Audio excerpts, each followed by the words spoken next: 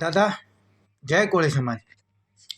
અલ્યા અમુક આ ગુંડાઓ, અસામાજિક તત્વો, લુખ્ખાઓ પોતાની જાતને શું સમજે છે? અલ્યા કોળી સમાજ શું બોળી બામણીનું ખેતર છે તે જે આવે એ ધોકાવાળી કરીને જતા રહે?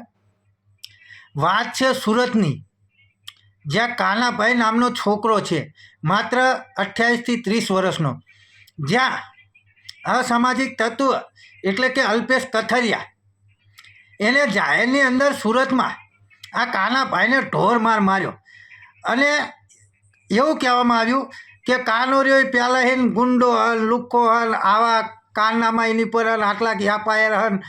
અલ્યા હા ભલે અલ્પેશ કથરિયા, તું જેટલો લુખ્ખો હો ને અને તું જેટલો ગુંડો હો ને એ બધાને ખબર હે.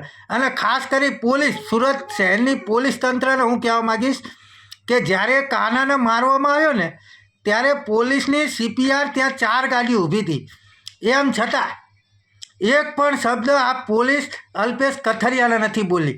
એટલે ખરેખર આ પોલીસ તંત્ર શાનેથી દબાય છે?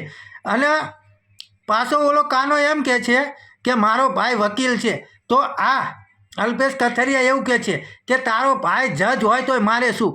એટલે ખરેખર આ અલ્પેશ કથરિયા ઉપર કોનો હાથ છે? વિચારવા જેવી વસ્તુ છે.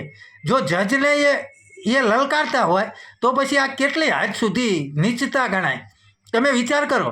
એટલે ખાસ કરી અલ્પેશ કથરિયાને હું જણાવીશ કે કોળી સમાજે કોઈ બોળી બામણીનું ખેતર નથી, જ્યાં સિંહ અને દીપડા જેવા હાવજ પણ બેઠા છે. એ છે અમારા પરસોત્તમભાઈ સોલંકી અને હીરાભાઈ સોલંકી.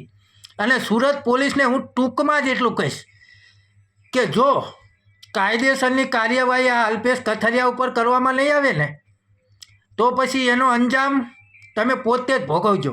પોલીસ તંત્રને હું જાહેરમાં કહીશ.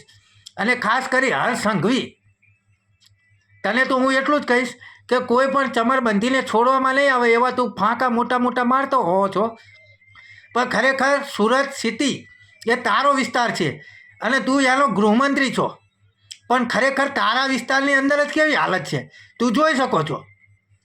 એટલે અત્યારે હું નમ્ર વિનંતી સાથે જ હું કહેવા માગીશ કે કાનાભાઈને ગમે તે કરી ન્યાય અપાવો. બાકી અન્યથા જો કોઈ પણ દુર્ઘટના બનશે ને તો એનો જવાબદાર આ પોલીસ તંત્ર પોતે જ હશે. જય માન દાતા, જય કોળી સમાજ.